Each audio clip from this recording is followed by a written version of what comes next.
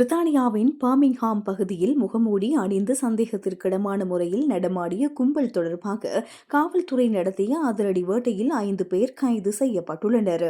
மேற்கு மிட்லண்ட்ஸ் காவல்துறை வெளியிட்டுள்ள அறிக்கையின்படி கடந்த வெள்ளிக்கிழமை நியூ டவுன் பகுதியில் இந்த சம்பவம் இடம்பெற்றுள்ளது.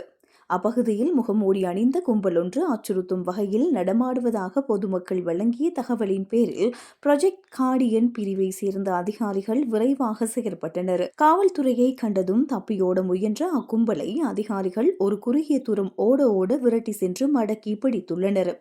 அதன் பின்னர் நடத்தப்பட்ட சோதனையில் அவர்களிடமிருந்து 4 ஆபத்தான ஆயுதங்கள் மற்றும் கத்திகள் பறிமுதல் செய்யப்பட்டன. கைது செய்யப்பட்ட 5 பேரில் 2 மீது ஏற்கனவே குற்றச்சாட்டுகள் பதிவு செய்யப்பட்டுள்ளன. கத்தி வைத்திருந்த குற்றச்சாட்டின் கீழ் 23 வயதான டேனியல் அலி மீது வழக்கு தொடரப்பட்டுள்ளது. சந்தேக நபர் அடுத்த மாதம் நீதிமன்றத்தில் முன்னிலைப்படுத்தப்பட உள்ளார். 17 வயது சிறுவனுக்கு எதிராக ஆபத்தான ஆயுதத்தை வைத்திருந்த குற்றச்சாட்டின் கீழ் வழக்கு பதிவு செய்யப்பட்டுள்ளது. அடுத்த மாதம் நீதிமன்றத்தில் ஆஜர்படுத்த நடவடிக்கை எடுக்கப்பட்டுள்ளது. 18 வயதுடைய 2 இளைஞர்கள் மற்றும் 15 வயது சிறுவன் ஒருவன் ஆயுத குற்றச்சாட்டுகளின் கீழ் கைது செய்யப்பட்டு மேல் விசாரணைகளுக்காக தற்காலிகமாக பிணையில் விடுவிக்கப்பட்டுள்ளனர்.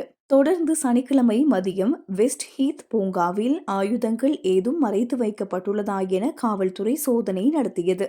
அங்கு எதுவும் சிக்காத நிலையில் வீதியில் அநாகரிகமான முறையில் ஆபத்தாக ஓட்டப்பட்ட வாகனம் ஒன்றை காவல்துறையினர் துரத்தி சென்று ஹார்போன் பகுதியில் மடக்கி பிடித்தனர். அந்த வாகனத்தை சோதனையிட்ட போது மடக்கக்கூடிய கத்தி ஒன்று மீட்கப்பட்டதுடன் 21 வயதான குரூஸ் வில்லியம்ஸ் என்ற இளைஞன் கைது செய்யப்பட்டான். பர்மிங்ஹாம் நீதிமன்றத்தில் ஆஜர்படுத்தப்பட்ட குரூஸ் வில்லியம்ஸ் தன் மீதான குற்றச்சாட்டை மறுத்துள்ளார்.